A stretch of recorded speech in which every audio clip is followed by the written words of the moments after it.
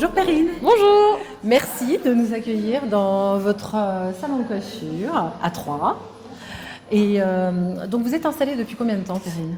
L'entreprise a démarré en 2013, donc ça fait 10 ans. 10 ans.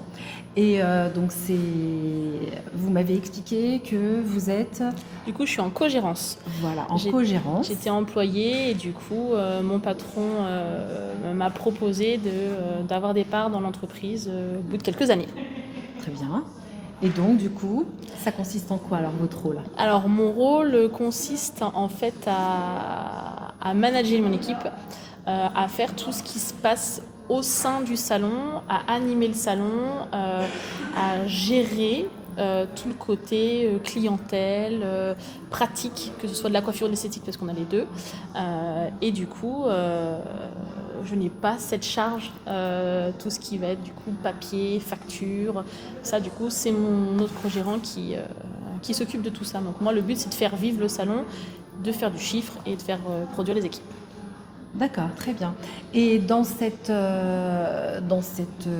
optique-là, donc vous rencontrez des difficultés, des problématiques? Eh ben, j'ai eu la problématique surtout du management. Parce qu'on manage avec qui l'on est, avec sa personnalité, sans réelle formation. Parce qu'il n'y a pas de formation de toute façon en management, en coiffure. Donc on y va un petit peu au petit bonnet en la chance.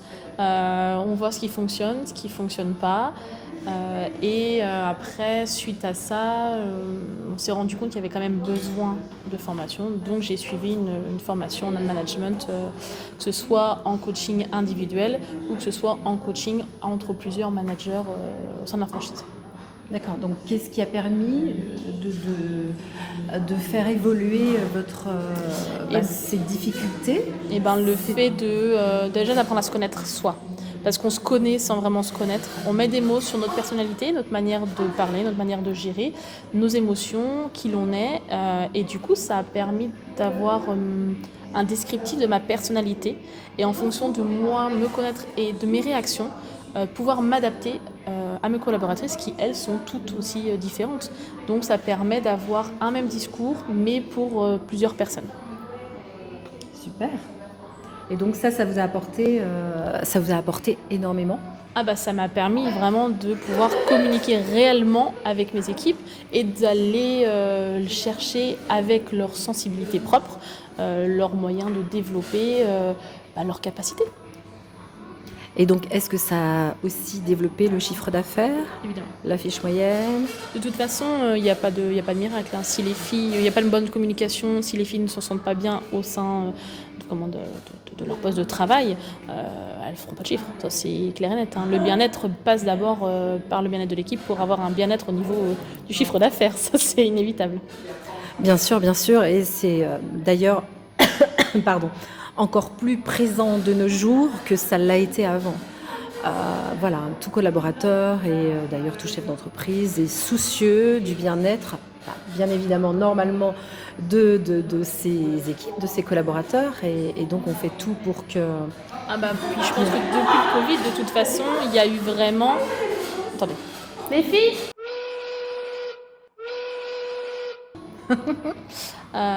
juste du coup par rapport au Covid, les gens ont changé leur état d'esprit, donc forcément au travail l'état d'esprit a aussi changé. Le travail n'est place plus forcément en priorité, donc il faut ramener un petit peu ce rapport de valeur au sein d'une entreprise, et du coup le fait ça passe par des petites choses simples mais s'adapter à la vie aussi personnelle des employés, parce qu'on ne peut pas sans arrêt demander au personnel de faire des concessions, c'est quand même déjà un métier de commerce, donc c'est aussi à nous de nous adapter aussi en fonction de leur vie personnelle.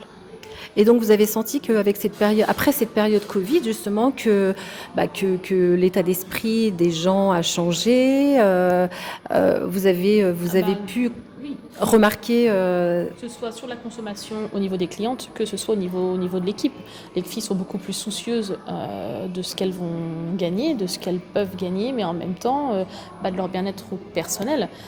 Et du coup, les clientes, elles aussi, ont changé complètement leur consommation. Donc, Ouais, effectivement, c'est tout à fait ça. Et qu'est-ce que vous avez mis en place pour les aider, pour que vos clients, vos collaborateurs, enfin votre équipe se sentent bah, bien Alors moi du coup, réellement concrètement, je m'adapte vraiment individuellement. C'est-à-dire qu'en fonction s'il y a des enfants ou pas, déjà je donne les jours de repos le mercredi. Je fais tourner le samedi. Je veux qu'au minimum les filles aient au moins un samedi dans le mois, 2 jours de repos, sans qu'elles aient besoin de me le demander pour un événement familial. J'estime qu'aujourd'hui, voilà, il faut vivre avec son temps. Et la principale cause aussi des coiffeuses qui arrêtent tôt, entre 30 et 35 ans, c'est j'ai pas mes week-ends en famille. Donc je pense que c'est juste normal de faire tourner et de pouvoir le faire. Alors c'est vrai que c'est pas forcément évident dans une petite entreprise. J'ai la chance d'avoir, on a une dizaine de coiffeuses, apprentis compris. Donc c'est vrai que ça permet plus facilement de faire ce roulement. Mais ça me paraît aussi essentiel pour garder l'équipe, puisque aujourd'hui, malgré tout, j'ai pas de turnover dans mon équipe. J'ai pas de filles qui sont parties depuis au moins 5 ans au niveau du salon. Je fais attention aussi à ce qu'elles soient bien quand elles arrivent, prendre le temps quand ça va pas. On a beau être une franchise, le but c'est aussi d'avoir un côté familial et d'être proche de ses collaboratrices avant tout. tout à fait. Donc ça permet aussi de fidéliser votre équipe, votre Complètement. personnel. Et donc de quelle manière vous faites des entretiens individuels aussi Alors l'entretien individuel, de toute façon il est obligatoire, il ne faut pas se leurrer. Pas celui annuel, hein, je parle. Est-ce que vous faites régulièrement tous les mois? Je fais rien. En fait, je fais rien de trop formel. Je sais que je fais une réunion en général, 2 réunions dans l'année formelles, avec vraiment remettre un peu les choses à plat, remettre un équilibre, parce que voilà que tout le monde entend les choses. Mais après, je le fais plus individuellement, en fonction de mes journées, avec qui je suis. Je prends le temps. Pour chacune, répondre à leurs besoins, recadrer s'il y a besoin, féliciter s'il y a besoin de féliciter. Donc c'est quand même individuellement, j'ai envie de dire. Oui. Vous vous adaptez au cas par cas. Ouais, complètement. Et c'est ça qui fait que vous avez plus de proximité Complètement. avec votre équipe individuellement. Complètement, parce que du coup, là, je réagis vraiment par rapport à elles, leurs attentes. Elles n'ont pas ce souci d'être vues ou jugées par les autres collaboratrices. Donc, non, puis c'est prendre le temps, puis c'est ce qui fait aussi la convivialité et le contact, l'approche. On l'a avec nos clients, donc il faut forcément l'avoir aussi avec nos collaboratrices. Complètement, parce ils sont effectivement en demande régulièrement. Voilà. Et comme vous l'avez dit, prendre le temps pour ses collaborateurs, individuellement, c'est aussi une partie importante pour fidéliser, C'est ça. pour les fidéliser, voilà, comme vous le dites, comme nos clientes. On trouve toujours du temps. Il y a des jours où il y a énormément de monde, il y a du flux. Là, on peut pas, c'est pas possible. Mais sur des temps calmes, il n'y a aucun souci. Enfin, c'est pas d'une perte d'argent, hein. C'est justement ça, au contraire, ça rend. C'est créer du lien. C'est ça. C'est ça, et puis faire des choses même en équipe, pas forcément faire des choses en dehors et pas qu'en petit groupe ou en petit comité. Ça permet de ressouder les liens au niveau des filles, et c'est chouette, c'est cool. Super. Alors Perrine, dites-moi, pour avoir cette fluidité dans l'équipe et que tout se passe bien, parce que vous me dites que vous faites 2 réunions dans l'année, après c'est plus en individuel, qu'est-ce qui vous permet justement que ce soit fluide comme ça et que tout se passe bien? La confiance, c'est-à-dire que j'ai confiance avec les filles avec lesquelles je travaille. Elles savent ce qu'elles ont à faire, parce que tout le monde sait ce qu'il a à faire. Faut juste leur faire confiance. Elles ont toutes leur personnalité, ce qui fait qu'elles ont chacune leur clientèle qui leur sont propres, leur individualité. Et du coup, j'ai pas à m'en mêler. On travaille différemment de moi, c'est normal. La cliente vient pour elle, vient pour sa personnalité, vient pour sa technique, elle vient pas pour moi. Donc moi je suis là en garde-fou en cas de conflit, je suis là en garde-fou pour tout ce qui va être technique, s'il y a besoin de conseils, d'aide, mais elles savent très bien ce qu'elles ont à faire. J'ai pas en aucun cas à leur dire ce qu'elles doivent dire, pas faire. Je suis juste là pour aider ou pour permettre justement de développer le chiffre d'affaires en entendant tiens t'as pas proposé ci ou dis plutôt les choses comme ça. Mais j'ai pas de critique ou de jugement à faire sur la personne. Mais vous avez quand même un œil protecteur, de conseil, qui est là et qui observe et qui est toujours à l'affût pour les accompagner, c'est bien ça? sûr, il faut toujours avoir l'œil partout. On a les oreilles en tant que coiffeur, on a les yeux et les oreilles partout. C'est exactement la même chose pour nos collaboratrices. Après, voilà, il y a des choses qu'on laisse passer, d'autres pas, bien évidemment. Hein. Mais il faut aussi avoir un peu plus de largesse. Et les filles sont jeunes, donc il faut rééquilibrer les choses, leur apprendre certaines choses. Mais dans tous les cas, elles sont libres de leur personnalité et de leur personne. Super, et c'est ça donc qui fait que elles se sentent épanouies et qu'elles sont complètement autonomes au sein du salon et que ça roule quoi. Ça pour roule. une belle grande équipe que vous avez quoi, en fait. C'est ça, C'est génial. elles savent exactement. Je suis pas là, que je sois là ou que je ne sois pas là, j'estime que ça doit être la même chose. Donc quand je pars en vacances, je ne suis absolument pas stressée. J'arrive complètement à couper. Elles savent que je suis joignable tout le temps. Je réponds toujours. Si on a la chance d'avoir les applications aussi par téléphone au niveau du salon, donc ça me permet moi de voir à distance s'il y a des soucis informatiques ou autres à régler. Et puis après, là-dessus, je leur fais complètement confiance. Elles savent ce qu'elles ont à faire. Donc voilà. Alors Perrine, dites-moi, en tant que co-gérante, j'imagine que voilà, il vous arrive de faire des erreurs. Et quelles sont vos erreurs que vous avez pu commettre, enfin erreurs, je prends des guillemets pour le dire, et comment vous avez pu y remédier? Qu'est-ce que vous avez fait pour contrer ça? Les erreurs, de toute façon, chaque erreur qui peut être faite, c'est des erreurs de communication. La communication, de toute façon, c'est primordial au sein d'une équipe et de la gestion d'une équipe. La manière dont on dit les choses, la forme est plus importante que les mots réels. On peut dire les choses, on peut tout dire, mais la manière est complètement différente d'une personne à une autre et en fonction de son état d'esprit à soi déjà en premier, l'état d'esprit ensuite du collaborateur qui est en face de nous à ce moment-là.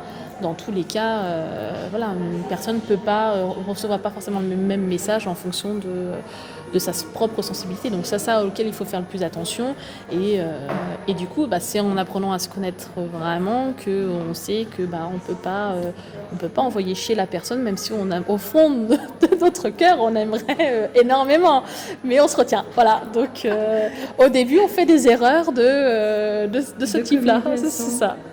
C'est principalement ça, de toute façon. Mais c'est tout à fait Les ça. conflits qu'on peut avoir au sein des équipes, entre deux personnes ou autres, c'est toujours un problème de communication. Donc c'est pas le fond, c'est toujours la forme. Complètement. Perrine, j'ai envie de vous poser la question donc, de cet après, parce que là, on est en train de changer d'air. Bien évidemment, d'air, c'est de façon de faire, de penser et de travailler, de fonctionner, de tout ce qu'on veut. Vous, qu'est-ce que vous avez pu mettre en place depuis là, ces quelques 2 dernières années, par rapport à l'état d'esprit de nos collaborateurs? C'est de leur parler régulièrement. De les écouter beaucoup, parce que de toute façon les gens ont besoin d'être écoutés, ça c'est inévitable, et après on coupe. La question. Ouais, attends. Je suis perdue du coup. Non mais c'est bien. Non, on va revenir sur le fait. Ouais, plus court. Oui. Ça y est, la valeur travail, c'était ça. Alors, je sais qu'on rencontre... Perrine, je sais qu'on rencontre, chez tout chef d'entreprise, toute entreprise, on va dire, cette même problématique avec les collaborateurs. J'entends souvent dire « Ah oui, mais les jeunes ne veulent plus travailler. » Alors, on dit les jeunes, c'est bien sûr tout le monde, c'est aussi des coiffeuses de 40 ans. Qu'est-ce qui fait que vous, par exemple, est-ce que vous avez réussi à vous adapter et à basculer sur le côté positif de cette situation? On n'a pas le choix que de s'adapter, parce que du coup les générations qui arrivent sont complètement différentes, les valeurs sont complètement différentes, la place du travail est complètement différente soit pour une collaboratrice ou pour un jeune. Donc c'est extrêmement compliqué de leur faire comprendre que il faut qu'elles produisent pour avoir un salaire à la fin du mois. Et qu'à un moment donné, s'il n'y a pas de production, il n'y a pas de salaire. Donc il faut bien choisir à un moment donné ce que l'on veut dans la vie. Donc là, réellement, qu'est-ce qu'on met en place? Au niveau des apprentissages, surtout des apprentis, vraiment beaucoup plus d'encadrement, alors que ce soit pas qu'une seule personne, mais que ce soit l'équipe complète. Ça, par contre, je veux vraiment que ce soit pas individuel au niveau de l'encadrement, parce que j'estime que la coiffure, on doit apprendre de chaque personne et après pour permettre à soi-même de se créer en tant que coiffeur.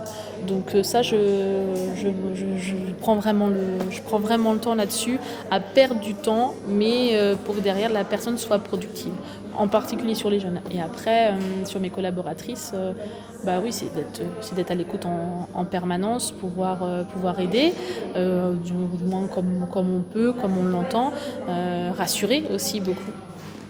Et est-ce que vous vous êtes est-ce que vous avez vécu ou vous vivez encore ce genre de choses dans vos collaborateurs, par exemple, qui vont être en demande de travailler autrement, de fonctionner autrement? Est-ce que là, ça leur suffit ce qu'elles ont ou elles aimeraient avoir plus?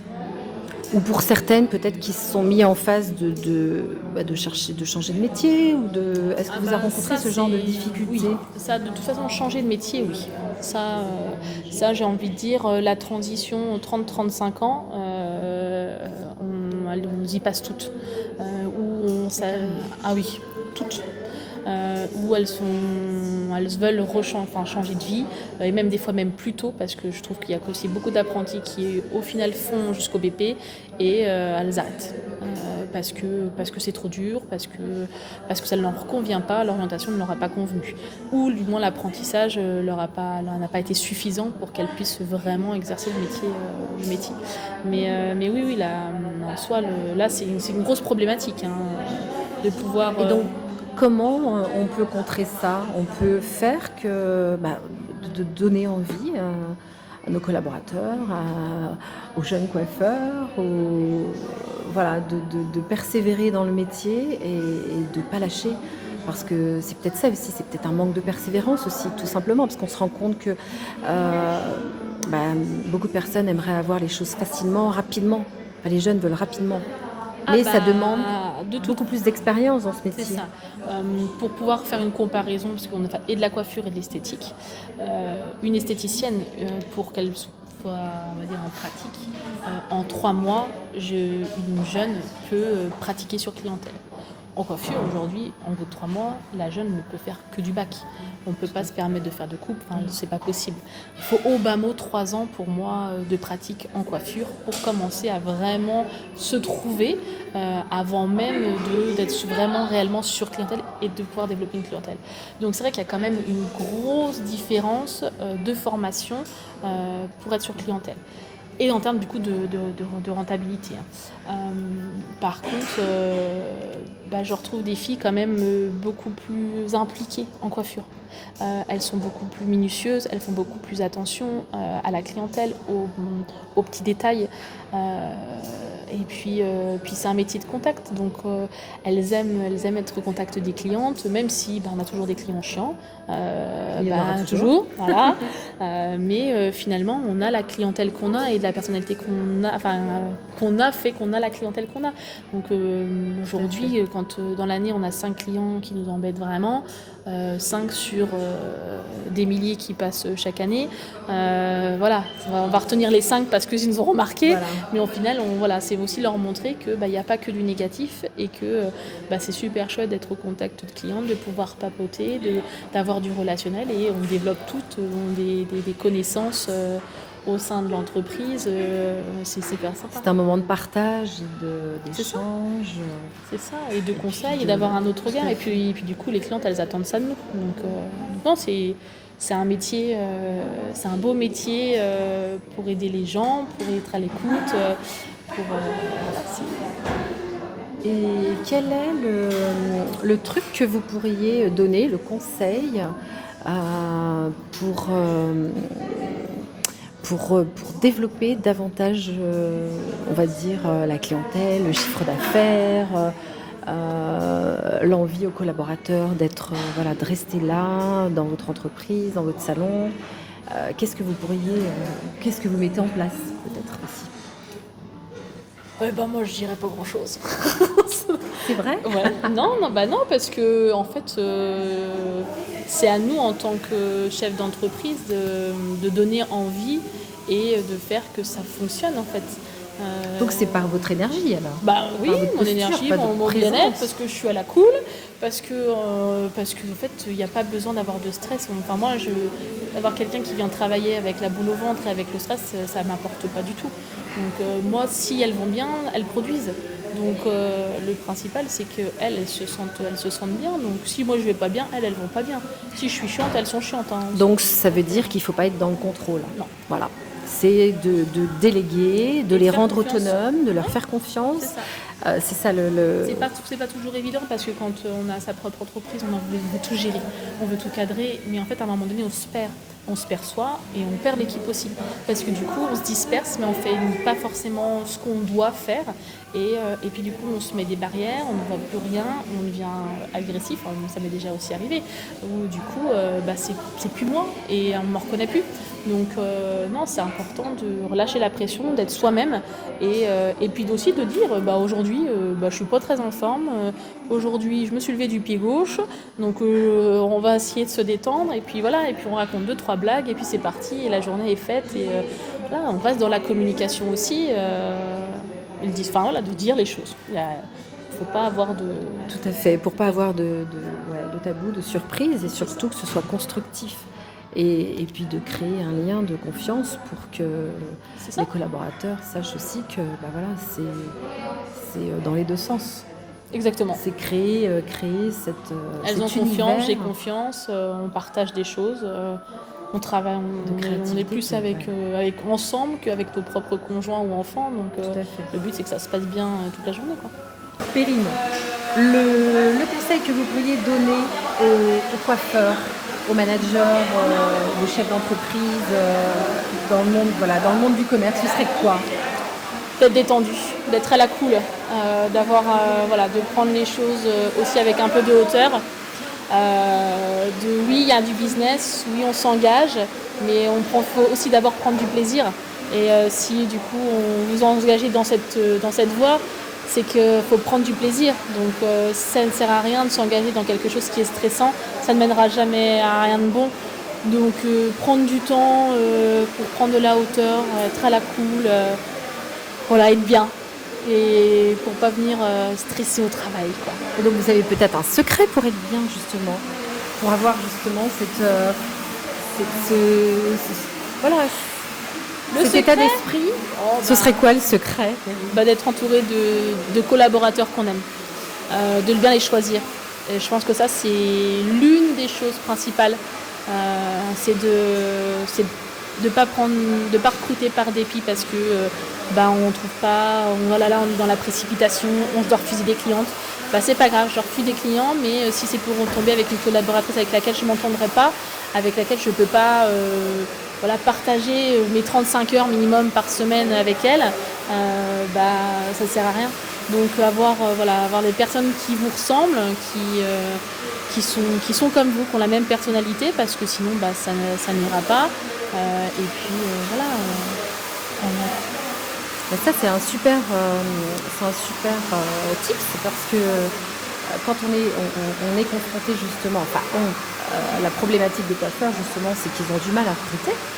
Et comme vous venez de le dire, ça fait partie d'un des secrets de pouvoir trouver les personnes qui vous ressemblent en fait. Vous attirez les personnes qui vous ressemblent et vous n'arrêtez pas sur le premier venu en fait. Non, alors... Et vous avez trouvé à chaque fois. J'ai trouvé, voilà. J'ai aussi donné aussi beaucoup de chance. J'ai donné beaucoup de chance à des filles qui étaient en reconversion, comme moi je suis de reconversion professionnelle.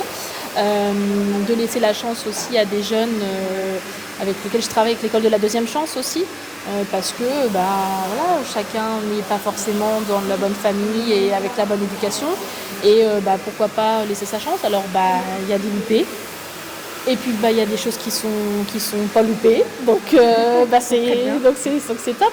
Donc c'est aussi une expérience humaine et chacun doit avoir sa chance et voilà, on m'a donné ma chance, mon patron m'a fait confiance et m'a donné ma chance. Pourquoi j'en ferais pas de même et puis du coup c'est faire des petits. Et j'ai envie de dire, donc vous y allez aussi par intuition? Exactement. Ah, complètement. Ouais. Moi, je fonctionne. Confiance à votre intuition. Exactement. Parce que du coup, c'est ce qui... Une coiffeuse, c'est coiffer. Enfin, normalement, une coiffeuse, c'est coiffer. Et justement, on sait sa personnalité en tant que coiffeuse. Moi, après, je suis juste là pour l'aider à se développer et à faire produire au niveau du salon. Mais réellement, il faut que je m'entende bien avec elle. C'est de l'intuition, c'est du nez. On l'a ou on l'a pas. Puis des fois, on l'a pas. Mais je me trompe très très rarement sur le type de personne que je peux embaucher. Donc ça, c'est un des conseils que vous pourriez donner à nos auditeurs en fait. C'est ça.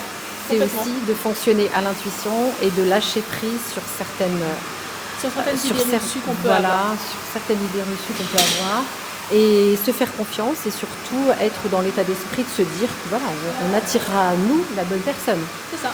Le bon collaborateur. Ça sert à rien de chercher, de prendre pour prendre. Ça ne mènera à rien. Il faut vraiment se dire ok, je prends, même si des fois je ne suis pas forcément dans le besoin, tout de suite maintenant, mais plus tard je vais avoir, au moins j'ai confiance en cette personne-là et je peux travailler avec elle sans aucun souci. Alors, Perrine, une autre question. J'aurais aimé savoir qu'est-ce qui vous a manqué quand vous avez pris la clé gérance de salon. Qu'est-ce que vous auriez aimé avoir comme clé supplémentaire qu'on ne nous a pas forcément appris quand on s'installe Alors quand on s'installe, c'est vrai que je pense qu'on est un peu livré à nous-mêmes sur tout ce qui est gestion. Gestion d'entreprise, que ce soit financière ou gestion de management. On sort de l'école, on est censé avoir avec un brevet professionnel, avoir eu des cours de management et de gestion. Très sincèrement, c'est quand même un peu le néant. À part faire une gestion de stock et donc apprendre à recalculer un pourcentage. Je suis désolée, mais ça va pas très loin. Donc il y a quand même des choses à revoir là-dessus, sur comment vraiment monter une entreprise, comment la faire fructifier, comment faire du calcul de rendement, de gestion. Enfin, là-dessus, il n'y a pas du tout de formation. Le management, il n'y en a pas. On ne dit pas comment parler à sa propre collègue, de collègue à collègue, et ce que c'est que vraiment le travail. Parce que finalement, alors pour ma part, ça n'a pas été le cas, mais les jeunes, elles arrivent, elles n'ont jamais travaillé en entreprise, elles ne savent même pas ce que c'est que réellement une entreprise. Donc du coup, il faut réapprendre tout ça et leur montrer à la fois avec leurs cours qu'elles ont au CFA ou dans les écoles, et en même temps ce qu'elles vivent en salon, ce que c'est que vraiment la vraie vie et le monde du travail, parce que c'est quand même vraiment scindé en deux. Donc non, je pense que là-dessus, en termes de formation sur le management et sur la gestion d'une entreprise, tout ce qui est administratif, tout ça, vraiment du concret, ça, il n'y a pas. Il n'y a pas et ça manque. Et je pense que c'est aussi pour ça qu'il y a beaucoup de jeunes qui pensent qu'elles vont se lancer, avoir leur super salon, avec leur studio hyper bien décoré, instagrammable. Et puis au final, elles se rendent bien compte que c'est bien plus compliqué que ça et que on ne peut pas juste se lancer comme ça parce qu'on a envie de se lancer, quoi. Effectivement, Perrine, parce que oui, c'est complètement un autre monde, l'école, ce qu'on nous apprend, et effectivement la vraie vie sur le terrain, en entreprise, qui est complètement à l'opposé de ce qu'on a pu nous apprendre. Et ça, on nous apprend pas d'être chef d'entreprise. Ah on n'apprend pas à être chef d'entreprise, je pense que même au-delà de ça, ce qu'on apprend à l'école n'est plus du tout en adéquation avec ce qui se passe en salon. Ça, par contre, ça c'est pareil. On peut pas former des jeunes et leur faire des examens, faire des permanences à outrance, alors qu'on en fait 3 dans l'année maintenant. C'est complètement désuet. Faut dire ce qui. Donc ce serait quoi l'astuce là pour contrer ça, pour ne plus tomber dans... Revoir la formation de la coiffure. Revoir la formation de la coiffure, que ce soit... Et vous pensez que c'est suffisant ? Ça ne sera pas suffisant, mais c'est déjà un début. Parce que vous avez vu que maintenant on n'a plus besoin du BP pour s'installer ? Donc, il n'y aura pas d'études derrière. Tout le monde va être livré un peu, enfin tout le monde, les coiffeurs seront livrés un peu à eux-mêmes et vont s'installer beaucoup plus facilement. Mais effectivement, ils n'auront pas les clés pour pouvoir. Il y aura, déjà, on donc, ne nous les donne pas forcément à la fin d'un BP, alors juste à la fin d'un CAP. c'est pour ça. Donc, ce serait quoi alors qu'on pourrait, qui ferait que. Faudrait à un moment donné qu'il y ait vraiment une réelle conscience de ça justement. C'est que du coup, s'il n'y a plus de BP, s'il n'y a plus une réelle formation qui soit concrète, il vaut mieux scinder la formation. Parce qu'au final, on va se retrouver. Alors déjà, c'est un métier qui est dévalorisé, qui est sous-estimé pour les clients. Alors si en plus de ça, n'importe qui, au bout d'une année en reconversion professionnelle, peut s'installer en tant que coiffeuse, fasse des miracles exceptionnels de zèbres en décoloration, ils font des coupes à chier, on va nous donner, ça, on va encore donner une réputation, et pourquoi payer plus cher ma coupe, pourquoi là je peux l'avoir à 10 euros. À un moment donné, il faut aussi avoir une formation de qualité pour avoir des coiffeurs de qualité, pour enfin avoir une réelle prise de conscience au niveau de la clientèle que elle paye un prix, mais elle paye du coup une formation, des mains, une tête, et puis c'est ça. Donc ça veut dire en fait formation à gogo quoi. Formation de base, parce que réelle, c'est important et puis après formation pour notre métier. Pour notre métier, complètement. On peut pas rester vivoter dans un gilet de coiffure toute sa vie, c'est pas possible. À un moment donné, il faut évoluer aussi. Donc c'est la formation en fait qu'il faut vraiment mettre en avant et constamment se former pour être toujours au top quoi. Parce que c'est vrai que c'est un métier qui est tout le temps en changement, en mouvement, qui se réinvente, et là encore plus, on est obligé de se réinventer. Enfin, on est obligé. Ça va aussi avec le temps, avec le monde. Et s'informer. De toute façon, aujourd'hui, on a tout à disposition. Avec l'Internet, on peut faire tout ce qu'on veut. Donc, je comprends pas qu'on ne puisse pas, à un moment donné, ne pas évoluer et rester comme ça, cloîtré, être seul et se sentir seul, parce que finalement, on a tous les mêmes problématiques, que ce soit d'un salon ou à un autre, que ce soit de la gestion ou du management, on a tous les mêmes problèmes. Donc, Et vous-même, à un moment donné, vous avez